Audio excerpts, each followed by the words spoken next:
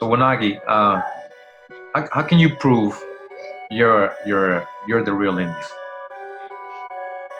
How can I prove it? Yeah. Because I am the fucking proof. Because I am the fucking proof. So I just want to read this article that was written.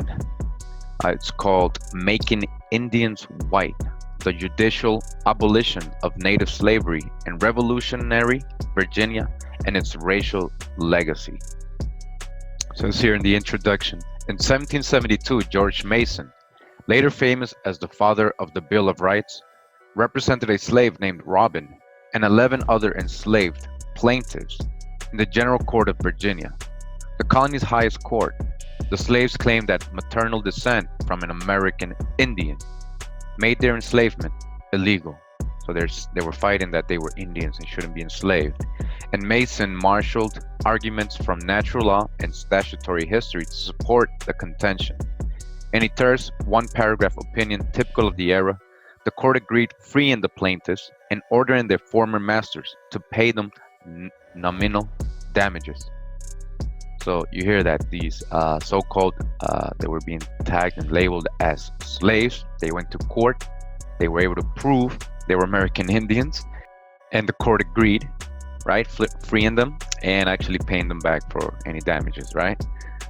So this court case was called the Robin versus Hardaway. This was from 1772, if you want to look it up.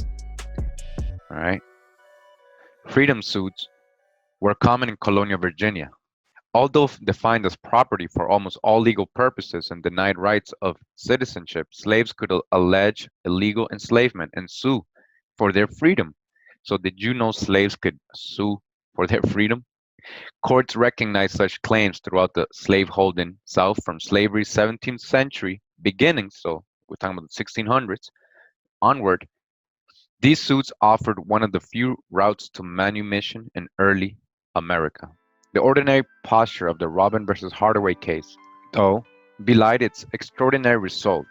The court's decision marked a watershed in the legal history of Virginian slavery. It was the first recorded holding of an Anglo-American court that maternal descent from American Indian alone established the right to freedom. This outcome was remarkable in the context of early America, where despite present-day conceptions that all slaves were Africans, Indian slavery was ubiquitous. All right, you hear that? Not all the slaves were so-called Africans or people they were bringing from the Caribbean. Indian slaves could be found in all 13 mainland British colonies in 1772. All right, so we already know that most of the Indians were being enslaved. We got this in the past video, up until at least the time of Revolutionary War, which was 1776. They were working side by side with the so-called Negroes or Africans that they were bringing up from other parts of America, not Africa, as well as in the French and Spanish colonies. So again, this article has footnotes, right? And you can see the sources, a lot of verifiable scholarly university legal sources, all right? So that's why I'm reading this article. Continues, says, in Virginia alone, thousands of descendants of enslaved Indians toiled alongside African slaves on the plantations. Thousands of descendants of enslaved Indians. So where are their ancestry in these plantations? How come we never saw that? Light-skinned, right? So-called Mongol, right? Looking people. Where are they? Where's their ancestry? Where's the mixture, right? There should be more mixture. In these southern states, there's so much, thousands of descendants of enslaved Indians. Where is their descendants, right? We only see so-called Negroes, right, in these places, in these plantations, all our lives. Robin versus Hardaway repudiated this history and deemed the previously common institution illegal in all but a few circumstances, inaugurating a line of cases that culminated in 1806. In the end, Virginia court concluded that enslaved descendants of Native Americans were prima facie free, judicially abolishing Indian slavery in Virginia. So that means that if you're considered an Indian, you were able to gain your freedom. That doesn't mean that if you were classified as a Negro or African, that you were given the same rights. This precedent spread throughout the antebellum period. Courts in Connecticut, Louisiana, Missouri, New Jersey, South Carolina, and Tennessee all grappled with Virginia's decisions and debated whether maternal descent from American Indians was sufficient to establish freedom. Explaining this shift in the racial basis of slavery is more difficult than observing it. The Robin Court and its successors claimed merely to be engaged in statutory interpretation, and Mason argued for Indians' freedom on the basis of the libertarian principles of the Revolutionary War. This comment argues, however, that the ultimate grounds for this doctrinal innovation lay deeper in the changing demographics of early America. Although not the judge's conscious motivation, Robin and his progeny solidified chattel slavery rather than weakening it. By making Indians legally white, you hear that? By making Indians legally white or black, as we shall see in some instances, the court erased a complex triracial past and created instead a society legally divided into the stark categories of free whites and enslaved blacks. This erasure has present-day legal consequences for federal tribal recognition. All right, so this is what's going on. Struggles over tribal membership and interpretation of the Equal Protection Clause. And we see this a lot going on right now. To understand the nature of this transformation, this comment builds on two previously unconnected bodies of scholarship. A growing literature on early American history examines the formerly neglected role of Indian slavery and argues that the institution was far more widespread and important than previously thought. All right, so you hear that we're getting this from another person, that Indians were being enslaved, not just so-called Negroes or so-called Africans. Actually, we're gonna keep seeing that it was majority of Indians. We're gonna see that. I'm gonna show you that. But before we get into all that, I just wanted to get your feedback with all this. All right, we're gonna still talk about the classification and how you go from being Indian to free colored to black to free Negro to slave. All right, so you see here, she's letting us know that there's more widespread. This institution of Indian slavery is more widespread and important than previously thought. These works rely heavily on court records, deeds, and other legal sources and acknowledge the law's importance in passing, but they neglected the legal history narrative. By ending their chronologies in the mid-18th century, they overlooked the complex judicial debate over the legacy of Indian slavery in revolutionary and antebellum America. By contrast, freedom suits, including those involving plaintiffs claiming Indian descent, have received sustained analysis from legal historians as part of a larger literature on cases of racial determination in which the central and often sole legal issue was a person's racial status.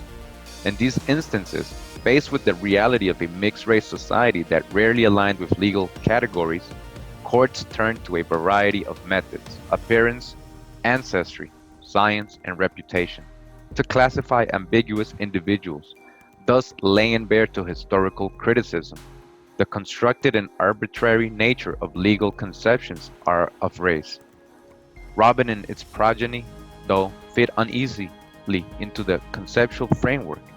First, as with American legal history, more broadly, the current scholarship on racial determination focuses primarily on the period between independence and the Civil War.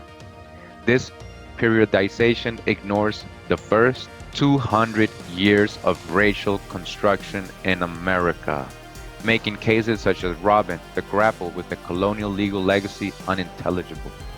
So what she's basically saying is that they really only took us back to a certain period of time. They didn't go further back, because if we really went further back, we will see what was going on with the American natives and how they were becoming slaves or Negroes or classified as white, and how much Indian slavery was really going on. But they don't take us back that far when we're in school learning in these classes, American history. Second, Robin and its progeny were not racial determination cases. Their outcomes hinged on the legal consequences of Indian descent, not on the plaintiff's racial identity, which both sides usually acknowledge as Indian. They were applications of racial ideology rather than determination of racial identity. Since the literature on neither Indian slavery nor racial determination alone provides a complete account of Robin and its context, this comment draws on both to understand fully the causes and significance of the doctrinal transformation and racial construction that the case epitomizes. In particular, this comment argues that the racial formations of the antebellum United States cannot be understood without reference to its earlier colonial history. The black-white divide that emerged during the Revolutionary period was neither natural nor organic. So that started in the Revolutionary period. We're talking about the 1770s, 1700s. Rather, it represented a conscious repudiation of an earlier triracial era by judiciary anxious to reinforce race-based slavery. To support these contentions, this comment is divided into 4 sections. Part 1 discusses the colonial history of Indian slavery and race in early America, broadly and in Virginia specifically. Part 2 delves more deeply into Robin and its successors, examining the evolution of the court's reasoning on the legality of Indian slavery. Part 3 probes the various explanations for the decision to grant freedom to enslaved Indians. And finally, Part 4 explores the legacy of these cases in the antebellum United States, as well as the implications for contemporary legal issues surrounding tribal recognition, tribal membership, and the Equal Protection Clause. All right, so this was the introduction. That is the 4 parts that they're going to be discussing in this article. Yeah, all right, so we got also Wanaghi here, and I wanted him to go ahead and show what he found in his ancestors' census records as well, and it's going to also show basically correlation to what we're talking about in this video. All right, so Wanaghi, introduce yourself and. Yeah, this is Wanaghi, aka Ghost. Pretty much know what it is. Feathers up, tribe up, wise up, rise up. Yeah, explain to the people who this is right here. This right here is my great grandmother. On my mom's dad's side, it's his mother. He's never seen her before in life. I sent him a picture and he cried when he first seen her picture. Wow. And where'd you get the picture from? Ancestry.com, went through some census records. One thing about Ancestry, other family members can post pictures of family members, or relatives, as we say. So you'll see these pictures, but like I say, when you see them, print them out then, because they will disappear, or the person can put them on private and you'll never see them again in life unless you email that person and ask for them. All right, so Wanaghi wants to show us first this record right here, which is from the 1870, right? And we're gonna go to his great grandparents, who was the parents of his great grandmother we just saw. All right, let me just zoom in. All right, so in this document we go all the way to line 40. All right, 39 and 40, where we got Alfred and Dolly Green. And just go ahead and run through this for us, Wanaghi. Okay, so Alfred and Dolly Green are my great grandparents. This is Emily Green's mom and dad. So right here on these census, they're both listed as white. They're laborers on a farm or housekeepers, but they're labeled as white on these census papers. Yeah. Okay, so you can see it right here, the W, and just so everybody can see, we go up, and it says that this column or row is for the classification of color, white, black, mulatto, whatever. And so, as we can see clearly, they are listed as W, white. All right. All right, so now we are going to the 1880 census. So this is 10 years later. All right, so let's go. Okay, here we go. So people can see what line is on. So if you open this one, you go to line 14 and 15. So right here we have Alfred and Dolly Green again. You see, beside Alfred line, he has mulatto. And all of a sudden, Dolly has changed all the way to black. It's still a housekeeper. Well, housekeeper, husband, and they're still working on this farm in these census. Wow. Wow. And they both were changed. So he was white and she was white, and now he's mulatto and she's black. Right? So how do you go from white to mulatto to black? Right? Like Big fact. what happened in 10 years? In 10 years.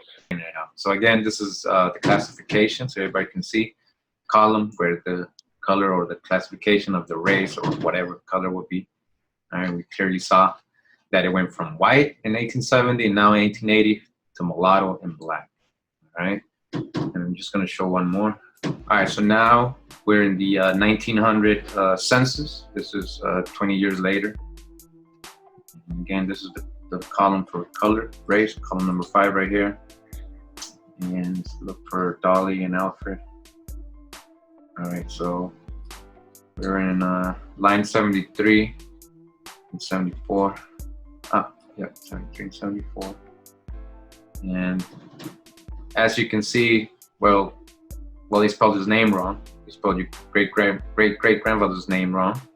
You put Arcus or something like that. But it's the same people. You see the wife and the same people. Kids, they're all there. And now everybody's black. So what happened?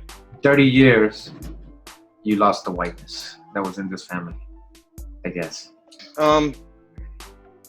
People think color is a big issue, or what it's written as, when it's not. You know what I'm saying? Like back then, they probably owned land when they first like started writing them down as the census, so they put them down as white as a status, saying they had land and they had a value to them. And then probably as the years went on, they started taking a little bit from them, then a little bit more, and then put them in this category. What advice do you have for people, but from your research and what you've been doing and promoting people to, go search their genealogy and stuff? What advice do you have for everybody other than what we've been seeing today? Just like they say, don't ever give up on a dream. Don't ever stop doing this research, ever. It's like, it's so awesome to see your story unfold and see people or names you have never seen before, or people pictures you would never see in life. Like I say, I showed the picture to my grandfather and he cried. And this is a person that can barely speak anymore. So it's like just how powerful that is to give to somebody and show somebody their mom that they never seen because she died when he was a baby. Wow. To see her face. So just realize this journey hasn't stopped for me. It hasn't stopped for Kurimeo. It hasn't stopped for Opie Mihai. It hasn't stopped for anybody. We are still continuing tracing back. And everybody needs to do the same. Like we say, it's not the only step, but it's a powerful step, knowing who you are, really. Empress, what do you think about all this? Coming up, I always, heard this, we was part of Cherokee. Not knowing we were the Cherokee. Well, not Cherokee, but we were the true Indians. You just hear stories. And I never really knew how important it was till a couple of years ago. And I'm loving it. I'm loving this journey. Okay. We got Carrie Bay in the house here. What do you think about that? I kind of unite with Wanaghi on that, with the white being the status and black being the identity theft. That's like because you don't see any Europeans labeled as black ever. You know what I'm saying? Yeah. So I think that's a main clue to some type of identity theft. Yeah, exactly. Yeah, why don't you see them making mistakes like that with them? Exactly. All right, Jack. But and I also unite with Wanaghi on the fact that you have to keep going with this journey and get as much information as you can.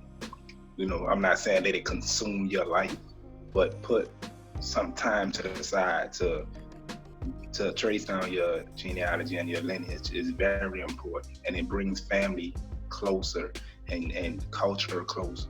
You get closer to your native culture. You know what I mean? So there's a whole lot of pluses to getting your information. And with that, I yield the floor.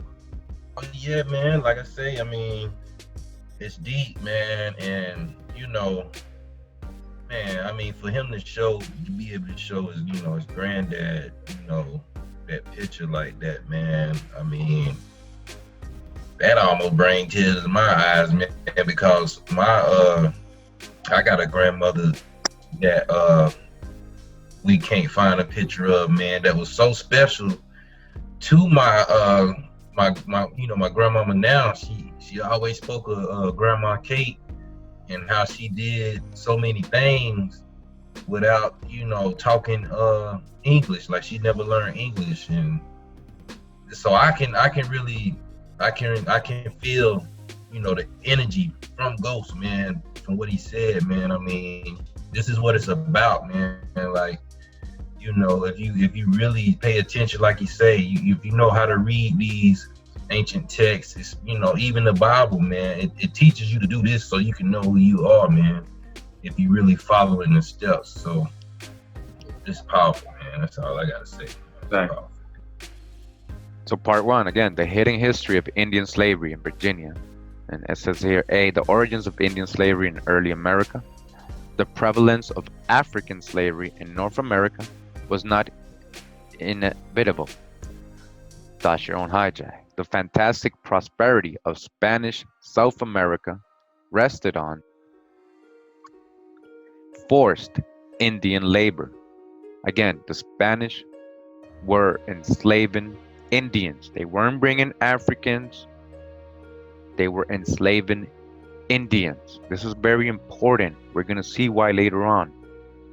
We're going to see that the Spanish and Portuguese were bringing Indians by the thousands to Europe, West Africa, and all the rest of their colonies in America. All right? We're going to see that. Although Spanish colonists employed labels other than slavery for these practices, after the Crown abolished Indian enslavement in the 16th century. So what they're talking about is that they gave different terms. They weren't calling these people slaves, these Indians. They were calling them indentured servants or encomiendas in Spanish, which means like a loan, like you have a loan or a contract, right? And you needed a license to have an encomienda. Iron and envy in Mexico and Peru.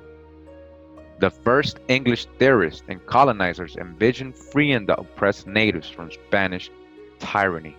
So listen to what they're saying. They're saying that the English were paying close attention to the Spanish, right? And the Portuguese. They're not naming the Portuguese here, but they were seeing what they were doing, which was enslaving the Indians and having free labor and building their colonies with these Indians and enslaving them, having them work in the sugar cane plantation and stuff. And this is before so-called slavery. This is before the plantations in the United States, all right? I'm talking about the Caribbean, Jamaica, and all these places, Central America, Mexico, and even down in the South, the Spanish had a lot of colonies there in Florida, all the way up to the Carolinas. These newly emancipated Indians, the English dreamed, would gladly work for them, helping create an English empire of prosperity. So you hear that? So the English were envisioning saving you from the Spanish, and in return, they were saying, they were dreaming, it says here, that you would gladly work for them, helping create an English empire of prosperity. And you know what they're talking about? They're talking about that they made you indentured servants. You had a contract. So I guess they were saying, we'll free you from these Spanish and Portuguese people who are brutally enslaving you, and you can come work for us to help build, right, the empire, the English empire of prosperity, or the 13 colonies, right? And so they'd get you into this contract. So I guess what I want to show you is that, and what I'm going to show you is that slavery did not start how we think. By what I mean is, they didn't go over it to Africa, kidnap a bunch of people in chains, brought them over in ships, which to come work over here on this side of America in a type of chattel slavery. That did not happen. These people had contracts. These first indentured servants, these first so-called slaves, Indians, had contracts, indentured servants. Not only the Indians or the Negroes, right? We're talking about you, but white people as well coming from Europe. They didn't just get a free ride over here. They had to sign contracts, 7-year contract. They were indentured servants. They were working alongside with you. The drawback we're going to see is that eventually white people were being granted their freedom after 7 years, and the so-called Negro was not, eventually becoming chattel slavery. Yet the realities of Roanoke and Jamestown disappointed colonizers. Too weak to overawe the Algonquins they encountered, English settlers found themselves Indian dependents, not their masters. They were forced to rely on the tribes for food and basic survival. So these early colonists needed you to survive. You remember when you helped them? Far from empires of wealth and power, the first English colonies were wards of native hospitality. You hear that, right? We helped them. You helped the English get established because you were good people. They used that against you. These early encounters established a general pattern of interaction even after the settlers gained strength.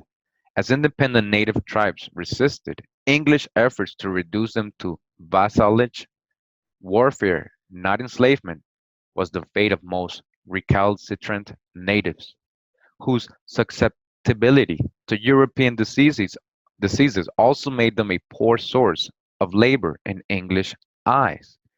Yet the desperate shortage of workers in a society whose wealth depended on manpower meant that colonists readily employed native laborers where available in the 17th century colonial economy. Whether the colonists regarded these Indians as nominally free servants or as slaves is unclear and was largely irrelevant because high mortality rates made such a hazy distinctions meaningless. Indians, regardless of status, were bought and sold throughout Chesapeake for the value of their labor. Again, who was getting bought and sold in Chesapeake? Right? You, Indians, it says. Indians were bought and sold throughout the Chesapeake for the value of their labor. But as life expectancy increased, the legal categories became clearer. By 1648, courts in Maryland were making references to Indian slaves. By 1648, the courts in Maryland were making reference to Indian slaves. Indian slavery remained a small-scale institution localized in the Chesapeake until the late 17th century, when a series of conflicts resulted in its rapid expansion in the English colonies. In the wake of King Philip's War in New England, for instance, and we're talking about them warring with the Pequot up there in New England, colonists enslaved hundreds of defeated Algonquins, hundreds, most of whom were quickly sold and sent out of the country, primarily to the West Indies. All right, so what was going on? New England Algonquin-speaking people were being enslaved by the hundreds and taken to the West Indies, and we know this. We have people who can trace their family that it's in Barbados all the way back to Massachusetts. They know they were the Pequots. I've been contacted by people telling me their story. All right. So who was in the West Indies? These are supposed to be so-called Negroes in Barbados and on Bahamas and Providence Island off the coast of Nicaragua. We've already got that in part 3, right? You know, these same people were being called cannibal Negroes. So they were calling the Pequot cannibal Negroes. They're ending up in the West Indies, right? We are told that the West Indies was full of so-called Africans. If you're black, they told us that they were Africans, but we're already finding out these were all Indians. The Caribs were black. We already know that. The Arawak, Taino, they were all black or so-called Negro, right? Copper colored.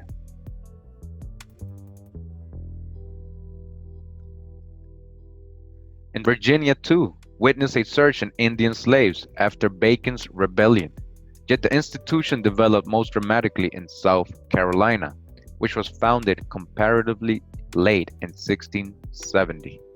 There, in the closest parallel to the African slave trade in the Western Hemisphere, English traders actively encouraged tribes to war against each other and enslave the captives.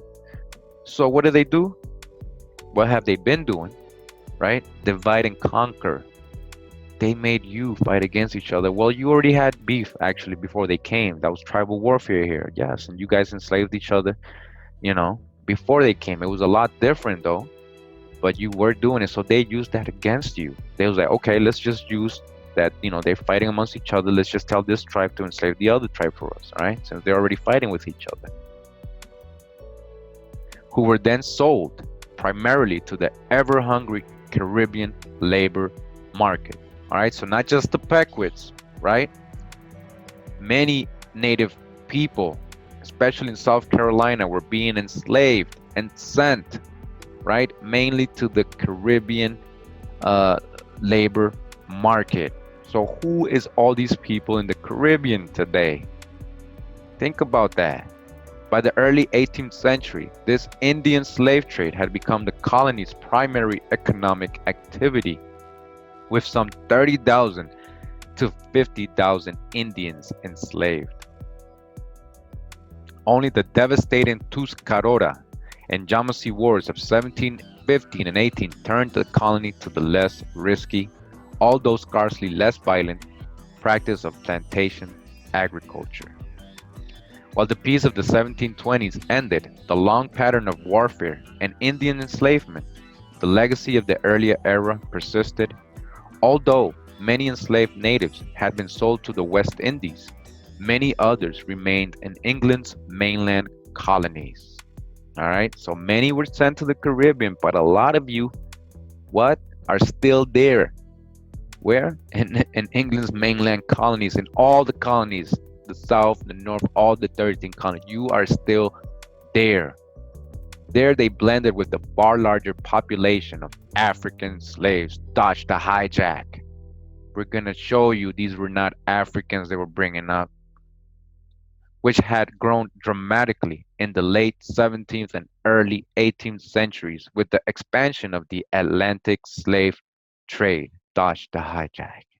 On the new plantation complex, a society that defied easy racial categorization emerged, a hybrid of native and African cultures. While this melange reflected the triracial world of its inhabitants, early American society behind the frontier moved towards a stark black-white division. So you were either black or white. All right, that's what they're trying to say.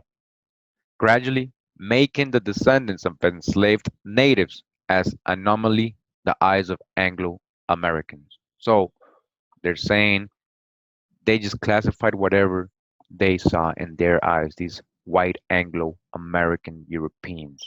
All right, it didn't mean that was your race. Point B, the legal history of Indian slavery in Virginia.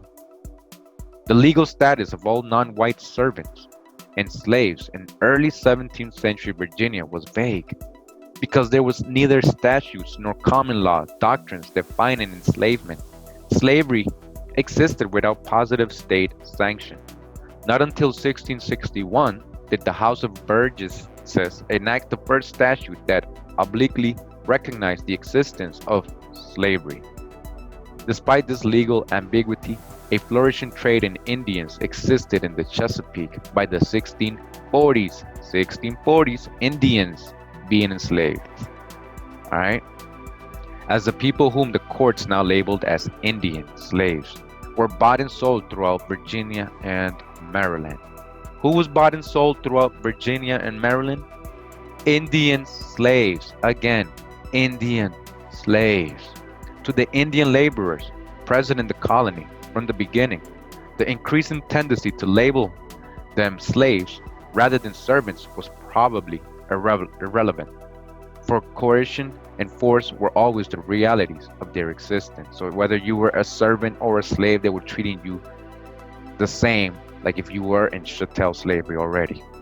regardless of the law. The first group of Indians, servants, mentioned in the Virginia records, a group of Caribs imported from the Caribbean, were ordered hanged till they be dead after they allegedly attempted to kill several Anglo-Virginians and then fled to local tribes.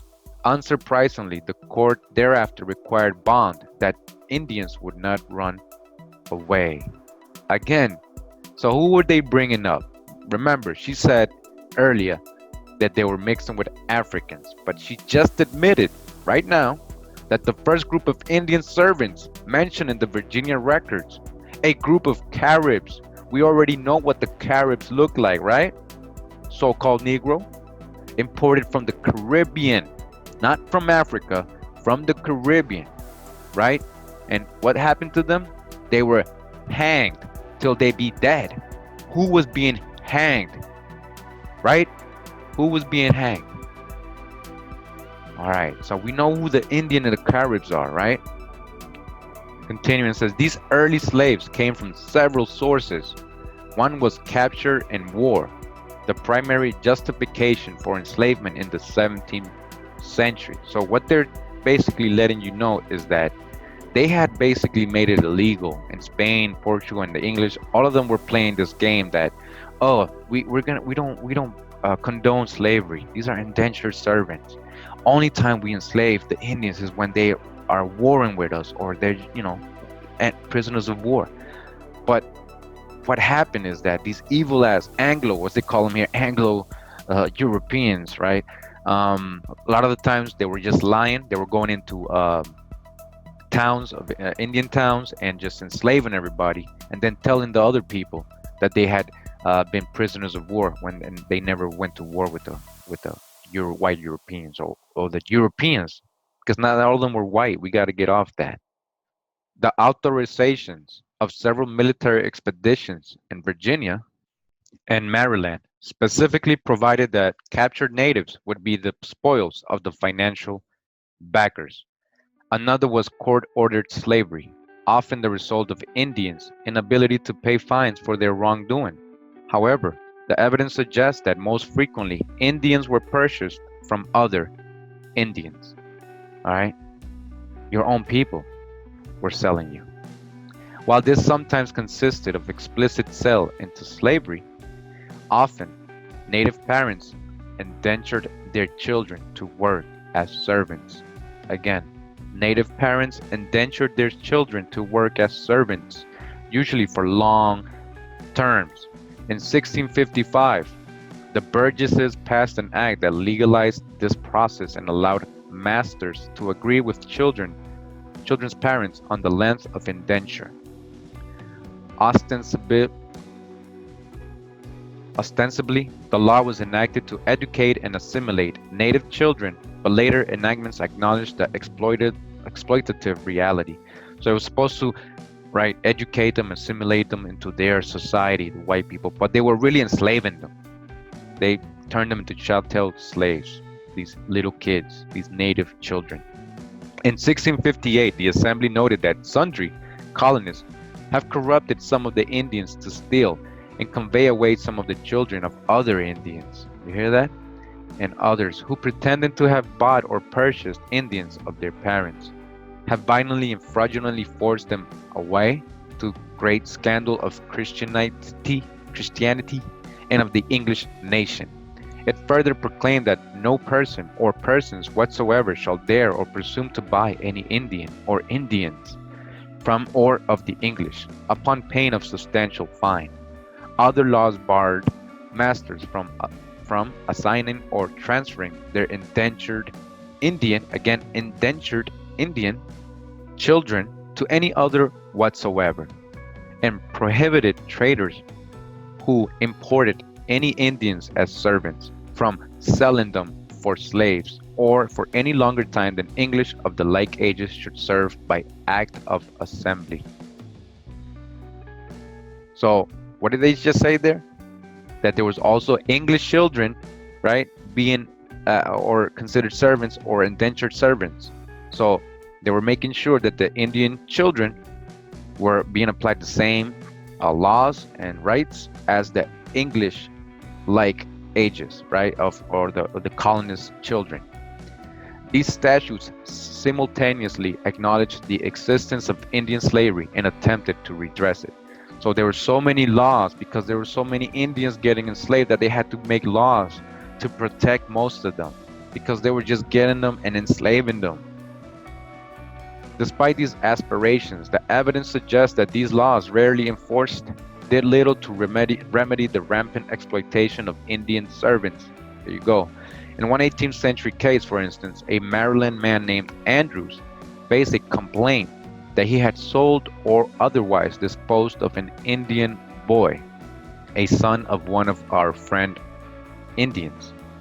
The case revealed that James, the Indian in question, was not legally a slave, but rather a servant indentured in Virginia, whose father had received a horse bridle and saddle and 2 suits of cloths in return for 30 years of his son's labor. Andrews replied that it is a customary thing in Virginia for the Indians to work among the inhabitants and to indent with them for a time or term of years.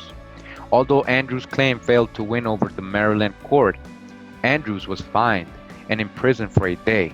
The case underscores that Virginian custom routinely floated statutory prohibitions supposedly protecting indentured native servants.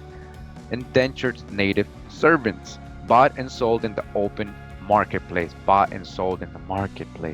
Consigned to servitude terms far longer than the 5-year average for English of like ages.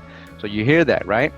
Native Americans, so-called Negro, right, were being put into this indentured servitude alongside the English, right? English meaning white people or Europeans were also indentured servants, not just Indians or so-called Negroes. The thing is, as it says here, that they were serving far longer terms, or at most of the time they weren't given the freedom after the contract was over, but they were given, most of them, longer terms than the actual children of the colonists or the like ages of the English, it says here, right? And rarely protected by a weak and disinterested state. Indians such as James easily slid from servitude into slavery. That is so important, all right? Because I'm going to show you further on who were these indentured servants really, right? Because we're going to learn that history is going to teach us that the first so-called slaves were actually indentured servants, and we're talking about Negroes. But right here in this article is telling us that the indentured servants were the Indians. These weren't Africans, all right? In the late 17th century, the colonial legislature attempted to clarify the ambiguities of Indian slavery by institutionalizing it. Previously, Indian bondage had existed largely outside the law. Indians who appeared before the courts were assumed to be servants, even if they routinely served 30-year terms. In 1670, the Burgesses, noting that some dispute had arisen whether Indians taken in war are servants for life or term of years, attempted to solve the conflict by creating 2 clear categories. All non-Christian servants who arrived in the colony by shipping, primarily Africans, right? Dodge the hijack, because we already read the Caribbeans, right, were being brought up. But occasionally, Indians arriving by sea were decreed slaves for their lives. Okay, so who was also in these ships arriving by sea in ships, so-called Negro? Was Indians as well, as she's letting you know. And they were decreed slaves for their lives. Indian slaves for lives. Who was working in the plantations? Those who came by land, in parentheses, usually hostile Indians, would serve until the age of 30, or if already adults, no longer than 12 years. Yeah, you hear this? So the contract, there was contracts. You would gain your freedom after that. Why do you think there's so much free people of color, or free Negroes, or free blacks? Because they weren't slaves a lot of the time. Well, most of you weren't slaves or servants at all, but when you did become a servant or so-called slave and your contract ended, you were free. You even got land. You all of a sudden you can gain land, buy land and stuff. This resolution distinguished the principle of Indian servitude from outright slavery, although savvy slave traders easily avoided its ambiguous provisions. This solution did not last. In 1676, Bacon's rebellion triggered a paroxysm of violence and hatred against natives. To gain recruits, Bacon's assembly proclaimed that all Indians taken in war would be held and accounted slaves during life. So again, in the footnotes, right? We're talking about native people coming in ships. So in the footnote, again, right? It says number 62, anecdotal evidence suggests that not insubstantial number of native slaves arrived by sea. So they're saying not a little bit of Indian, a lot, substantial. When it says not insubstantial, so it means substantial number of native slaves arrived by sea in ships. Native slaves arrived to America in ships rather than by land. And it says, see example, Budd versus Rachel, right? It says, in 1813, freeing the descendants of Native American Indian slaves imported from Jamaica. What? Who's coming in ships? American Indians from Jamaica. All right. And continuing in the footnote, it says involving the transportation of slaves from the Caribbean. Again, the Carib Indians, we already got that. Moreover, Indian slaves were often transported by boat within the Chesapeake Bay, making it easy to follow the statute by bringing slaves by shipping. All right, so I guess if you were coming in by ship, you were automatically a slave. All right, so they would put you in a boat just so they can say you're a slave or an African coming from, another colony. Held and accounted slaves during life. Again, prisoners of war. They made it okay to enslave you. They considered you or tagged you as a prisoner of war or somebody who was warring with them. Although this law was repealed along with all the Bacon's laws, the legitimate assembly reenacted it 3 years later. Finally, in 1682, the Burgesses, recognizing the chaotic and unstable coexistence of these contradictory laws, explicitly repealed a former law making Indians and others free. Instead, the assembly declared that all Indians which shall hereafter be sold by our neighboring Indians or any other trafficking with us as for slaves are hereby adjudged, deemed, and taken to be slaves to all intents and purposes. Any law, usage, or custom to the contrary notwithstanding. At last, the legislature had clarified the fraught legal status of Indian laborers. They would henceforth be slaves, not servants. All right? 1682. Again, they would be henceforth be slaves, not servants. Who became slaves? American Indians. They're not servants anymore. The law of 1682 was the last time the House of Burgesses legislated for Indian servants or slaves alone. Afterwards, laws addressed a single category of Negroes and other slaves. You see how they changed your category, your tag, your classification. Virginia's Slave Code of 1705, and we're talking about the Black Code of Virginia, and we've already come across that, right? Africans and Native Americans by James Forbes in the Powhatan book we read, imposed numerous restrictions not only on enslaved Africans and Indians, but on free people of color as well. Who is the free people of color? We already know this, right? We saw part 5 and part 6. We're talking about Indians, you, right? Color, people of color, colored only, right? Again, Virginia Slave Code of 1705 imposed numerous restrictions not only on enslaved Africans and Indians, but on free people of color as well. Statutes lumped them into a single category of any Negro, mulatto, or Indian. So you see what's going on, right? The pattern, we saw it in part 5, part 6, this is part 7. I'm doing this on purpose, right? Repetitive information is going to stick to you. You're going to see how you became mulatto, Negro, Black, eventually African American. So again, it says statutes lumped them into a single category of any Negro, mulatto, or Indian, prohibited them from holding office, owning slaves, or intermarrying with whites, and subjected them to 30 lashes for any resistance against whites. You're getting whipped. Who was getting whipped? Who's getting hung? Who's getting bought and sold? Supposedly, this whole time it was you, the American Indian. Indians with distinct tribal identities and cultures continued to exist in the Virginian legal imagination, but only outside the confines of Anglo American society, where they were the subject of statutes and treaties to regulate cross cultural diplomacy and trade. By contrast, Indians within English society, whether slave or free, were relegated to an undifferentiated underclass along with Africans and mixed race peoples, where their race denied them the legal privileges of whiteness. Consigned to increasingly marginal economic importance amid the ever-expanding numbers of African slaves, enslaved natives blended into the plantation's black community. Again, we got this on part 6, that it's supposedly the enslaved natives blended into the plantation's black, in parentheses, black is a crayon color, right? With what we talking about, people with a little bit of color, right? They're saying you blended into the black. You became black. That's what they tagged you as. Doesn't mean you changed or you mixed with anybody else. You were mixing with other American Indians from other parts of America.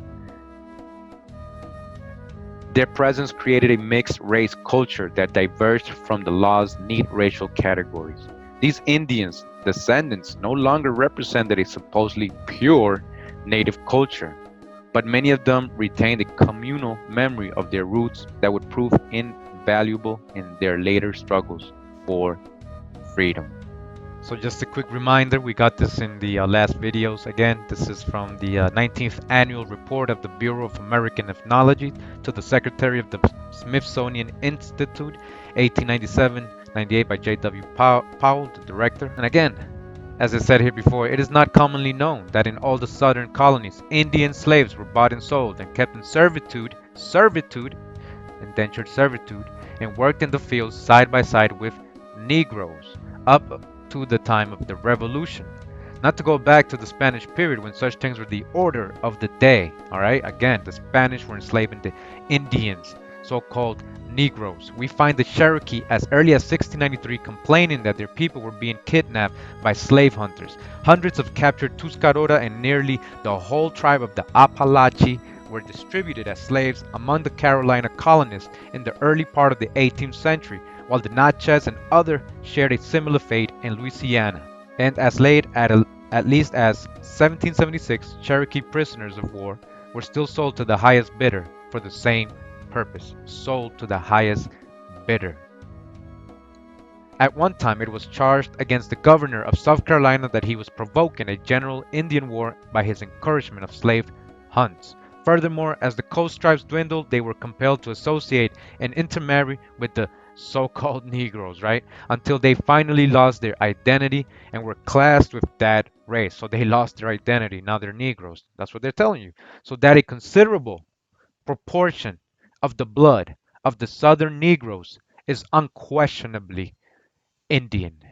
Again, a significant proportion of the blood in the southern states, where all these plantations were during the times of so-called slavery, is unquestionably Indian. Because I am the fucking proof. Then we continue with Making Indians White. This is part 1. This is section C. Indians, Africans, and colonial conceptions of race. The concept of race as a fixed biological identity did not exist when Europeans settled in Virginia in the early 17th century. The English of that era perceived the difference primarily as a matter of culture, society, and especially religion. So they weren't classifying you, as black, colored, Negro, white, mulatto, any of that. They were just separating the tribes by their culture, their society, and their religion. That's how they were classifying them, right? They knew they looked all the same. So they didn't need to be classifying your race. They were just classifying your tribe, what type of people you were, and was your tribe and your culture and your religion, society. This tendency led them to regard Indians and Africans similarly as alien peoples with an odd and unfamiliar culture, and most fundamentally as heathens. Right? What did they tell you in the Popol Vuh 1452 Popol Vuh Dum Diversus? It gave them the right to go enslave all the so-called pagans and heathens, and that included you over here in America. They were plotting before they came over here. They knew you were over here and what they were going to do to you. All right, we've already covered this, part 4 of this series. Their paganism legitimated in English minds the enslavement of both Indians and Africans after their capture in a just war.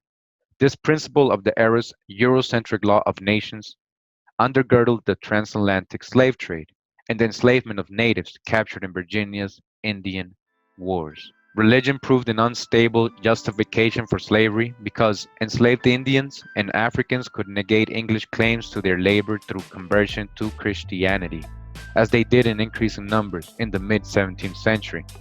So if you accepted Jesus, right, Christianity, you might have the opportunity to be a free person. So, hey, a lot of the ancestors did it. They had no other choice. They didn't want to be slaves. All right, so they had to accept Christianity. Courts occasionally recognized this logic, as in one instance, when an Indian sold into slavery secured release by citing his desire for baptism.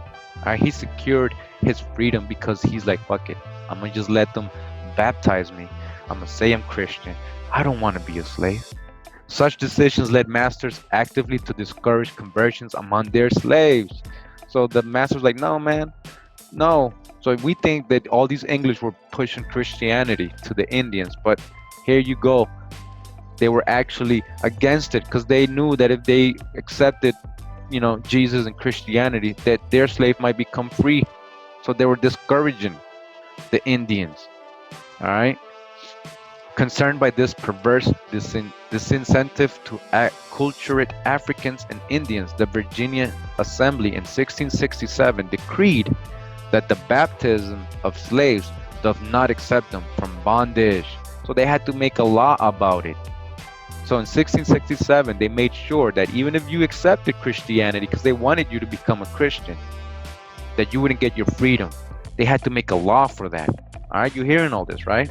This statute allowed masters to Christianize their slaves without fear, but it also eliminated religion as the bright line distinction between slavery and freedom. So eventually, not even Jesus can help you, or Christianity, from slavery. The invention of race thus stemmed from the practical necessity for a sharp division between slavery and freedom that would endure even as Africans and Indians acculturated through the adoption of English language, culture, and religion. The core of the racial idea, the belief in innate differences grounded in nature, not culture, first developed among the colonists towards the Indians during the frequent wars that plagued 17th century Virginia. Again, this first developed among the colonists towards the Indians, not Africans, Indians. Virginian elites quickly adapted it to support the growing institution of slavery by cultivating racial hostility against the Africans and Indians in their midst. All right, so they were making local Indians fight or war or have beef with other so-called Indians that were being brought from other parts of America. All right. By the 18th century, a host of statutes legally enforced the separation between whites of whatever class and the non-whites at the bottom of society, whether slave or free. The survival of Virginia's economy and society came to depend on this caste system for a muted class conflict between planters and poor whites by uniting them as part of a common race of masters. At the same time, it is isolated the dangerous mass at the bottom of society behind the supposedly unbridgeable racial divide. Continuing the development of race had negative and positive implications for Virginia's natives. Legally, Indians were an undifferentiated part of the racially stigmatized underclass. Some free native descendants persisted on the fringes of Anglo-Virginian society, occasionally amassing substantial land holdings and achieving economic success. All right, so some free natives again, what were amassing substantial land holdings and achieving economic success.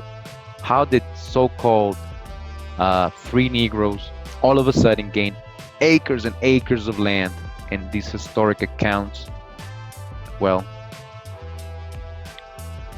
still, more Indian descendants remained in slavery, the legacy of Bacon's rebellion. But the development of race also made it increasingly difficult for Virginians to argue that Indians and Africans were the same. In everyday encounters, Virginians distinguished between Indians and Africans and tended to view natives more favorably. Free and enslaved natives recognized this growing divide between the law, which continued to homogenize all people of color into a single racial underclass, and popular white perceptions, which regarded Indians more positively than Africans or other Negroes from other parts of America. Dodge the hijack with the African.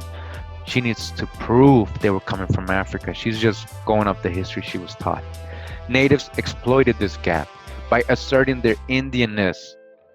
Free descendants of Indians leveraged Free descendants of Indians leveraged their identity into successful claims for land and respect. For Indian slaves, the stakes were even higher. They sought to transform their ancestry into freedom. For a long time, they did not succeed, but in the late 18th century, the confluence of numerous factors finally allowed them to prevail. But I want this to be heard that I am the fucking proof. We are the fucking proof.